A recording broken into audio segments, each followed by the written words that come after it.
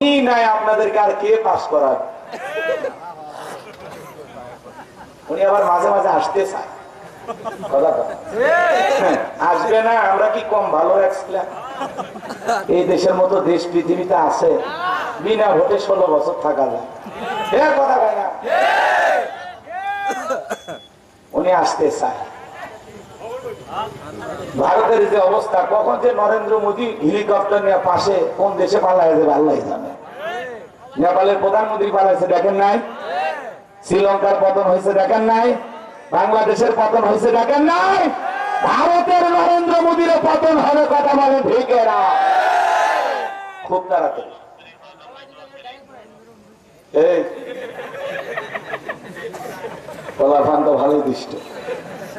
উনি না, উনি থাকলে হ্যাঁ বিএনপি ভাইদেরকে বলতো ঈদ যায়, ঈদ আসে, আন্দোলন হয় না।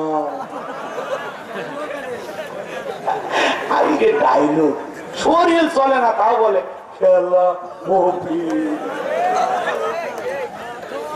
আজকে বাংলাদেশের পুরো মাঠ পড়ে আছে, এই খেলোয়াড়রা নাই। কথা কন, মন্ত্রীরা সব কোথায় গেল, এমপিরা সব কোথায় গেল, কোথায় তাদের টাকা? ওদের সারা দেশটা এখন লাগে ফাঁকা ফাঁকা। পালাবো না, পালাবো না, পালাবো না, যাই না তাদের দেখা। ওদের সারা দেশটা এখন লাগে ফাঁকা ফাঁকা। আইন মন্ত্রী আটকে গেল আইনেরই ফাঁকে, দাড়ি সারা দরবেশটারে ভণ্ড ভণ্ড লাগে।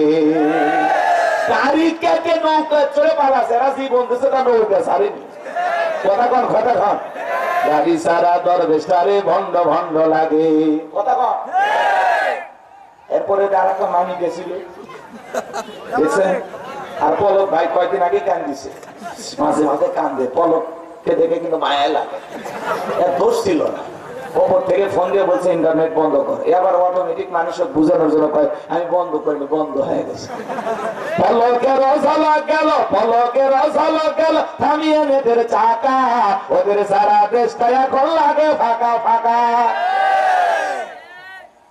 করেন কোথায় গেল ব্যারিস্টার সুমন? আই রে বাবা, আর একটা স্বামী ওসমান ভাই বলে হবে। আজকে বিদেশে দামি গাড়ি নিয়ে বউ বাচ্চা নিয়ে ঘুরতেছে। এই দেশে দুর্নীতি করে লক্ষ লক্ষ কোটি কোটি টাকা বিদেশ পাচার করছে। জনগণের পকেট খালি। নেতা বিদেশে বেগম পাড়া বানাইছে। কথা বলেন, ওরা মুখে উন্নয়নের কথা বলতো, ওরা ছিল দুর্নীতির চরে দেশটাকে ভাসিয়েছে। কথা বলে দেখে না। আর এই দেশের মানুষ বারবার তাদেরকে সুযোগ দিয়েছিল। কথা বলে, এখন আমরা না টের পাচ্ছি কিসের পদ্মা সেতু যে পরিমাণে দুর্নীতি করছে, ওইরকম 200 পদ্মা সেতু টাকা দুর্নীতি হচ্ছে। কথা বলেন, রাগ করবেন না আমার ভাইয়েরা। মাঝে মাঝে ম্যাডাম আসতে চায়, মেয়ে মানুষ কতদিন বাইরে থাকবে, তার উপর আবার বিধবা। আসলে আসুক, আমাদের কোনো আপত্তি নাই। এই দেশ ওনার স্বামীর, এই দেশ ওনার বাবার, আসুক, যে দিক দিয়ে মন চায় আসুক। কি কর এই ছেলে, তোমার আশা পূরণ করছি না।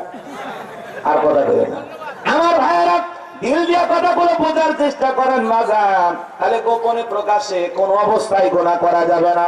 যুবক, গুনাহ করার আগে চিন্তা করবা, দুনিয়ার কেউ না দেখলে একজন দেখতেছেন, তিনি কে? কারে নিয়ে পার্কে ঘুরেছ, কারণ না ধরে টান দিয়েছ। 14ই ফেব্রুয়ারি কারে গোলাপ ফুল দিয়েছ? দিনাজপুর শহরে যা কোন বান্ধবীরে ফুচকা খাওয়াইছো? আল্লাহর ফেরেশতারা দেখেছে, ভিডিও করে রেখেছে। কথা কান ঠিক না? এজন্য গোপনে প্রকাশে যে যা করতেছেন বাজান বাবার, সন্তানকে মানুষের মতো মানুষ বানাইলে বলতে হবে বাবা, ছোট হোক বড় হোক কোনো গুনাহ করা যাবে না। ছোট হোক বড় হোক কোনো গুনাহ করা। আপনার ছোট্ট সন্তান স্কুলে পড়তে গেছে, কারো একটা কলম না বলে নিয়ে আসছে, ছেলেটাকে বোঝান বাবা এই কলমটা কার, আমি তো কিনে দেই নাই। বলবে আব্বা এটা বন্ধু বা অন্য কারো। দেখে বলবেন খবরদার, আমার সন্তান না বলে কারো কাছ থেকে একটা কলমও নিয়ে আসবা না, খাতাও নিয়ে আসবা না। লাগে 10টা কিনে দেবো, আমার সন্তানকে আমি এরকম দেখতে চাই না। ছেলেটা কারো গাছ থেকে আম চুরি করে নিয়ে আসছে, অনেক বাবা খুশি হয়ে যায়, আমি কারো গাছের পাতা ছিঁড়তে পারি না, আর আম চুরি করলি, ভবিষ্যতে বিশ্ব ডাকাত হবি। কতক্ষণ ঠিক কিনা?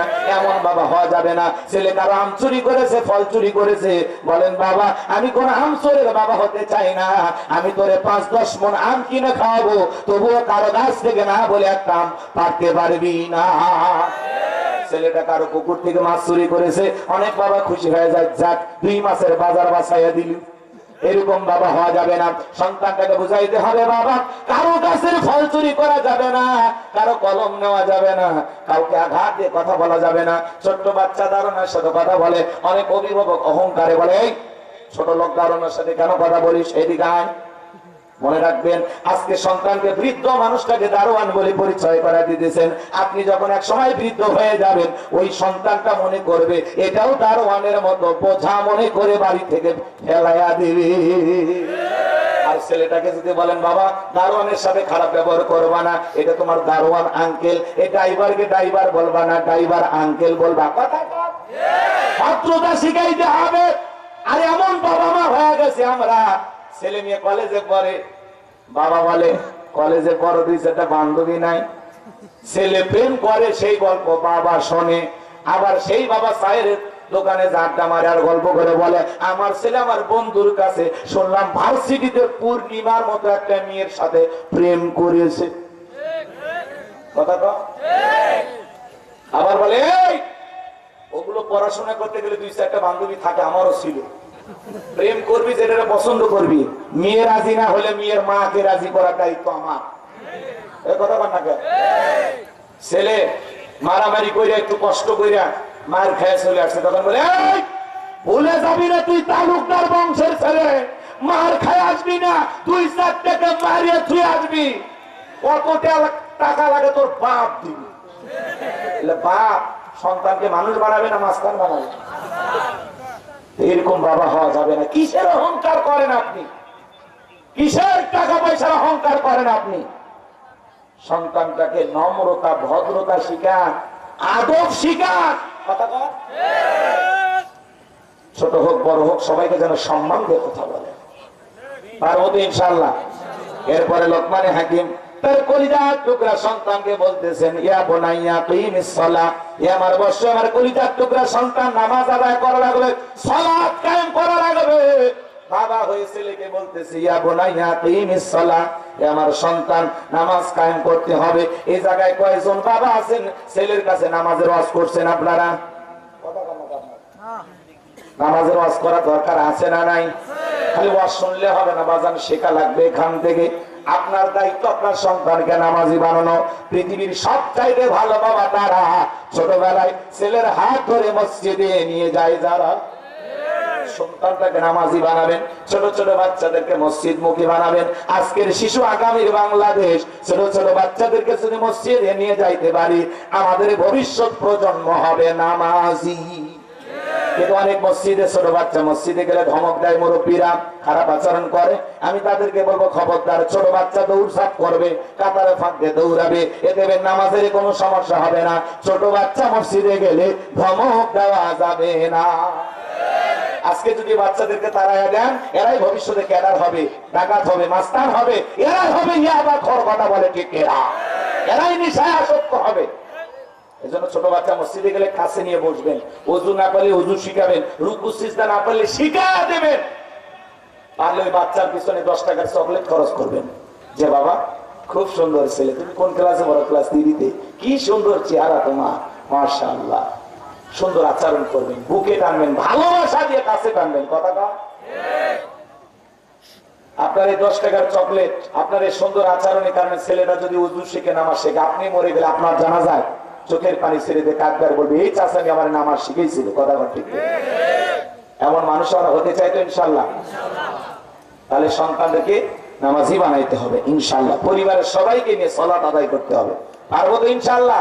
আমাদের ঘরে সালাত কায়েম করবো তো ইনশাআল্লাহ। এরপরে আল্লাহ রাব্বুল আলামিন বলেন ওয়া আমরু বিল মা'রুফ, সৎ কাজের আদেশ দেওয়া লাগবে। লোকমানে হাকিম বলতেছে বাবা নামাজ কায়েম করবা, সৎ কাজের আদেশ দিবা, নিজেও ভালো কাজ করবা, মানুষদেরকে ভালো কাজের দিকে আহ্বান করবা, ওয়ানহা আনিল মুনকার, অসৎ কাজ থেকে নিজেও বিরত থাকবা, মানুষকেও বিরত রাখবা, ওয়াসবির আলা মা আসাবাক, বিপদ আপদ মুসিবত আসলে সবর করবা, ধৈর্য ধারণ করবা। আমাদের এরকম বাবা হওয়া দরকার আছে না নাই? এরপরে সন্তানকে বলবেন ওয়ালা তুসঈর খাদ্দাকা লিন-নাসি ওয়ালা তামশি ফিল আরদি মারহা ইন্নাল্লাহা লা ইউহিব্বু কুল্লা মুখতালিন ফাকুর।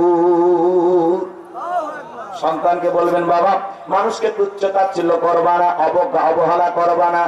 বেশি মোটা মানুষ চিকন মানুষকে দেখে অবহেলা করে, ফর্সা কালো মানুষকে দেখে অবহেলা করে, ধনী গরিবকে দেখে অবহেলা করে। কথা বলে না কেন? এই যে মানুষকে তুচ্ছ তাচ্ছিল্য করা, অবজ্ঞা অবহেলা করা, এগুলো করা যাবে না। সম্মান করতে হবে, মানুষকে ভালোবাসা দিতে হবে। একটু টাকা আলা হয়ে গেলে কি অহংকার! আল্লাহ সেই কথা বলতেছেন ওয়ালা তামশি ফিল আরদি মারহা। এমন অহংকার, দাম্ভিকতায় জমিনে বিচারণ করে, মনে হয় পাটা জমিনে পড়ে না। এই জমিনে যারা দাম্ভিকতা করেন, অহংকার করেন, আপনি কি অহংকার করে লাথি মেরে জমিন ফাটায় ফেলতে পারবেন? মারেন লাথি, জমিনের কিছু হবে না, আপনার পায়ের 12টা বেজে যাবে। কথা বলেন ঠিক কিনা? গায়েব বাজান অনেক রাত হয়ে গেছে, আমি 12:30টায় কথা বলি, 1টা বেজে গেছে। শুধু জুয়েল ভাইয়ের মহাব্বত আর আপনারা কিছু ধৈর্য সহকারে কথা, আরো কিছু কথা ছিল। কষ্ট হচ্ছে আপনাদের না? অনেক কষ্ট দিয়ে ফেলেছি, আর কষ্ট দিতে চাই না। আমার ভাইয়েরা, সূরা লোকমানের আরো কিছু আলোচনা আছে, যে আলোচনাগুলো শুনলে আপনারা আরো উপকৃত হতে পারতেন। যতটুকু বলেছে আল্লাহ বক্তা শ্রোতা সবাইকে এর উপরে আমল করার তৌফিক দান করে। শিরিক মুক্ত ঈমান আল্লাহ যেন আমাদের দান করেন। কৃতজ্ঞ বান্দা হিসেবে আল্লাহ যেন আমাদের কবুল করেন। পিতামাতার খেদমতকারী সন্তান হিসেবে কবুল করেন। পরিবারের ভিতরে সালাত কায়েম করব, সৎ কাজের আদেশ দেব, অসৎ কাজ থেকে নিজেও বিরত থাকবো, মানুষকেও বিরত রাখবো ইনশাআল্লাহ। ওয়া আখিরি দাওয়ানা আলহামদুলিল্লাহি রাব্বিল আলামিন। আসসালামু আলাইকুম ওয়া রাহমাতুল্লাহি ওয়া বারাকাতুহু। ভাই কিছু বলবেন? আর কিছু বল? ও দুইটা লাইন কই উঠিচ্ছেন যে? হ্যাঁ চলে গেছে, বলছি তো তখনই তো বলা হয়েছিল, গান পাঠাননি। আমার মা বোন যারা বসে আছেন, মা এখনো মাদ্রাসায় টাকা দেন নাই, দিয়ে দেবেন ইনশাল্লাহ। ভাই বসেন বসেন বসেন, আবার বসেন বসেন বসেন বসে যান। আবার বেশি করলে তাহিরি হয়ে যাবে নাকি? হ্যাঁ বসেন বসেন বসে যান। পৃথিবীর সেরা ডায়লগ কি? বসেন বসেন বলতে যান। এটা তাহিরি সাহেব বলছেন যে পৃথিবীর সেরা ডায়লগ। তখন একজন বলছে বসেন বসেন বসে। যাই হোক, কষ্ট হচ্ছে আপনাদের। আমি আরো দুইটা কথা বলতে চাচ্ছিলাম। লোকমান হাকিমের ছেলের বিয়ের ঘটনা, তাই না? তো ওইদিকে বলতে গেলে কমপক্ষে আরো 40-50 মিনিট ওয়াজ করা লাগবে। এই ভাঙ্গা বাজার কি আর জমানো যাবে? হবে না, 40-50 মিনিট লাগবে। হযরতে সুলাইমানের যে কথাটা আমি বলতে চাচ্ছিলাম, এটা আমি 1 মিনিটে শেষ করতে পারবো। এটাই শুধু বলে দিয়ে যায়। আফসোস দুইটার জায়গায় একটা কমবে, নাকি বলেন? বসেন বসেন বসেন। এই মাহফিলটা 2-2বার হওয়ার কথা ছিল, হয় নাই। এই যে কষ্ট করে হয়েছে, এজন্য আপনারা খুশি না? আমার জুয়েল ভাই সহ এলাকাবাসী মিলে, সবাই মিলে অক্লান্ত পরিশ্রম করে একটা ছোট্ট মাদ্রাসা আস্তে আস্তে করে তুলতেছে। এই মাদ্রাসার জন্য আপনাদের দরদ ভালোবাসা আছে তো ইনশাল্লাহ? আমি 1000 করে টাকা চাইছিলাম, অনেকে দিয়ে দিচ্ছেন আলহামদুলিল্লাহ। মহিলা প্যান্ডেলে এখনো অনেক মা বোন বাকি আছেন, তারা যদি চান দিতে পারেন, আল্লাহ কবুল করেন। জোরে বলেন আমিন। আমি যতটুকু আলোচনা করেছি ভাই, আপনারা যদি চিন্তা ভাবনা করে এই আলোচনাটা প্যান্ডেলে না রেখে ঘর পর্যন্ত নিয়ে যান, আপনি উপকৃত হবেন, আমিও উপকৃত হব ইনশাআল্লাহ। মাহফিলে গেলাম, হইচই করলাম, শুনলাম এখন বক্তা দিল সেই ফাটানে বক্তা না, কি ক্যাফে দিচ্ছে, ক্যাফে দিয়ে লাভ আছে? কথা বলেন। আমরা যেন একটি কথা হলে আমলের নিয়তে নিয়ে যেতে পারি ইনশাআল্লাহ। এই আজকের মাহফিলে শপথ হোক যে জীবনে কোনদিন জীবিত থাকা অবস্থা পূজার মেলায় যাব না, যেখানে আল্লাহর সাথে শিরিক হয় সেখানে আমি যাব না ইনশাআল্লাহ। 2 নাম্বার, শপথ গ্রহণ করেন আমি কৃতজ্ঞ বান্দা হব, সব সময় আল্লাহর শুকরিয়া আদায় করব ইনশাআল্লাহ ইনশাআল্লাহ ইনশাআল্লাহ। 3 নাম্বার, মা বাবার মনে কখনো কষ্ট দেব না, আমি আমার মা বাবার কষ্টের কারণ হব না। কখনো আমার কারণে আমার মা বাবা চোখের পানি ফেলে কান্না করবে এমন আচরণ করব না। আমি চাই আমার মা বাবা যেন যাই নামাজে কেঁদে কেঁদে আমার জন্য দোয়া করে, এমন সুসন্তান হব ইনশাআল্লাহ। 4 নাম্বার, এদিকে খেয়াল করুন, কয় নাম্বার? 4 নাম্বার, সন্তানদেরকে কি করবেন? নামাজি বানাবেন। পারবেন না ইনশাআল্লাহ? গুনাহ থেকে বাঁচায় রাখবেন, সকল গুনাহ থেকে বাঁচানোর চেষ্টা করবেন। ছোট ছোট বাচ্চার হাতে মোবাইল দিয়ে আমরা গুনাহের দিকে ঠেলে দিচ্ছি। ছোট বাচ্চাকে নাচের স্কুলে, গানের স্কুলে ভর্তি করে দেয়, এরকম বাবা আছে না? যে বাবা তার সন্তানকে নাচের স্কুলে, গানের স্কুলে ভর্তি করে দেয়, সে বাবা নিজের হাতে তার সন্তানকে জাহান্নামের দিকে ঠেলে দেয়। কোন মাহফিলে এরকম প্রশ্ন দিলে বক্তাদের প্রশ্নের উত্তর দেওয়া যাবে না, এগুলো বিতর্কিত হয়। এই মাহফিলে এগুলো কাজটাক করে উল্টাপাল্টা ভাই প্রচার করবে, পরে বক্তা বাস খাবে। কথা বুঝতে পারছেন? খুব বেশি প্রশ্নের উত্তর জানার আগ্রহ থাকলে আপনারা একটা মাহফিল দিবেন, যেখানে পুরোটা মাহফিল শুধুমাত্র বক্তার কাছে প্রশ্ন দেবেন আর উনি প্রশ্নের উত্তর দেবেন। পারলে শাইখ আমাদের হুজুর দাওয়াত দিয়ে নিয়ে আসবেন, আর 1.5 ঘন্টা ধরে খালি স্লিপ দিবেন, উনি আপনাদের প্রশ্নের উত্তর দেবেন ইনশাআল্লাহ। ক্যান্সারে আক্রান্ত একজন দোয়া চেয়েছেন, 1000 টাকা দিয়েছেন, আল্লাহ কবুল করেন, জোরে বলেন আমিন। সুলাইমানের কথা মনে আছে?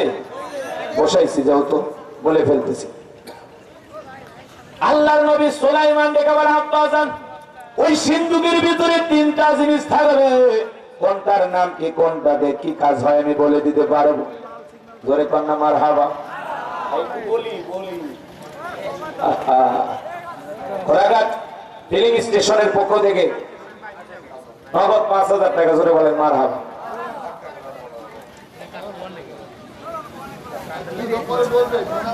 আচ্ছা ভাই, যে যা দিচ্ছে রাখে দেন, নেন, আমরা নিতে রাজি আছি তো, নেওয়ার জন্য বসে আছি আমরা। ঠিক আছে ইনশাআল্লাহ। দান গোপনে করলে কবুল হয়, প্রকাশে করলে কবুল হয়। অনেক ভাই, মেয়র ভাই অনেক কষ্ট করে বসে আছে, তাই না ভাই? একটু দোয়া করে দিলে আমরা সবাই যেতে পারি। জি বসেন, সবাই বসেন। নবী সুলাইমান ডেকে বলে, আব্বাজান ওই সিন্ধুকের ভিতরে 3টা জিনিস থাকবে। 1 নাম্বার থাকবে একটা কিতাব, সুবহানাল্লাহ, সেটা হবে সংবিধান। সমাজ রাষ্ট্র কিভাবে চলবে সংবিধানে আছে না নাই? মুসলমানের সংবিধানের নাম কি? ডক্টর কামাল তৈরি করা সংবিধান মুসলমান মানতে পারে না। মুসলমানকে সংবিধান মানা লাগবে আল্লাহর কোরআনে। কিন্তু বাংলাদেশে কোরআনের সংবিধান আমরা চালু করতে পারি? কথা বলেন না কেন? সুলাইমান আলাইহিস সালাম ডেকে বলে, আব্বা ওখানে থাকবে একটা কিতাব, সেটা হবে রাষ্ট্র পরিচালনার একটা সংবিধান। মারহাবা কোন? 2 নাম্বার থাকবে একটা চাবুক।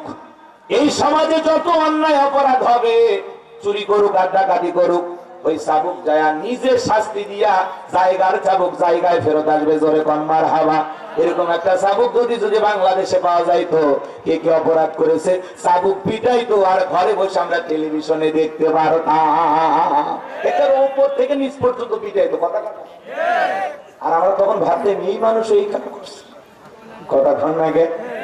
এই চাবুক চালানোর জন্য কোন মানুষের প্রয়োজন হয় না। মারহাবা কোন? আর 3 নাম্বার একটা আংটি থাকবে বাবা। এই আংটি যার হাতে থাকবে, মানব দানব জিন ইনসান সকলে তার হুকুম পালন করতে বাধ্য। মারহাবা কোন? সংক্ষিপ্ত কথা এতটুকু বলে দিয়েছে, আর না বলি। যতটুকু হয়েছে আল্লাহ বক্তা শ্রোতা সবাইকে আমল করার তৌফিক দান করেন। জোরে বলেন আমিন। আল্লাহুম্মা আমিন। ربنا ظلمنا أنفسنا وإن لم تغفر لنا وترحمنا